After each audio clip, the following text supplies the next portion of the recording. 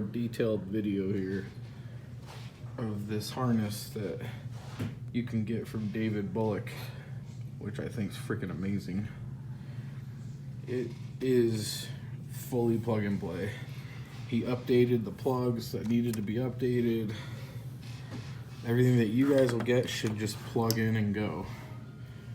So starting with the front here, the only one that's not going to be color coded like 100% is this plug for the Speedo, for the digital Speedo. Some of the colors aren't the same. It's just is what it is, but it's the only one that's 6 plug up front that isn't color coded. So what I did is I just color code everything first. So like if you look here, the key switch 100% color coded, the left control 100% color coded, just colors to colors. The right looks like that one, all but one wire is color coded, and then the headlight color coded. The horn only plugs in one way.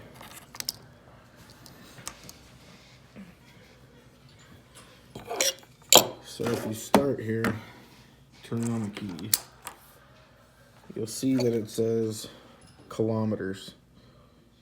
If you want that to say miles per hour, you have to plug in at the Speedo side here.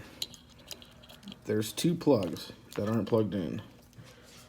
If you plug those in,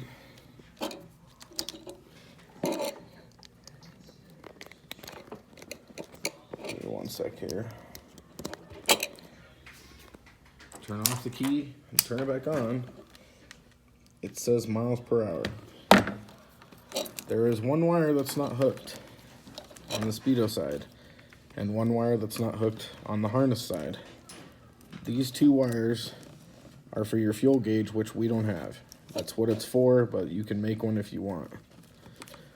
This wire is if you want to add extra lights for like fog lights or more headlights. That's on the actual headlight plug. All your controls, everything plugs in color coded. This right here in the front is your brake switch. So like on your disc brakes, it'll have a little micro switch that'll make your brake lights work. Moving down the harness, coming down here, the first thing you have is your key. That's all that is for, and it's color coded the same. Moving down even further, the next thing you have is your engine plugs. Now, most bikes won't have a pink wire. Most bikes will have a yellow, a blue with white line, a green, and a red with black line. The pink wire will go to either your white or the other yellow. That's all it goes to. No big deal. Everything else color codes the same. This harness will not turn on the headlight with the key until the bike is running. If you want it to turn on the headlight when you turn the key on and turn your switch on, you have to hook this yellow wire to the battery terminal. It will still turn off. It will still turn off with the switch. But the reason why they do that is the stator doesn't give enough power to light up the light bulb in the headlight and charge the charging system. So you'll actually run out of juice unless you're running LEDs. I recommend hooking up this yellow wire to the battery terminal when you're running LEDs so your LEDs don't pulse.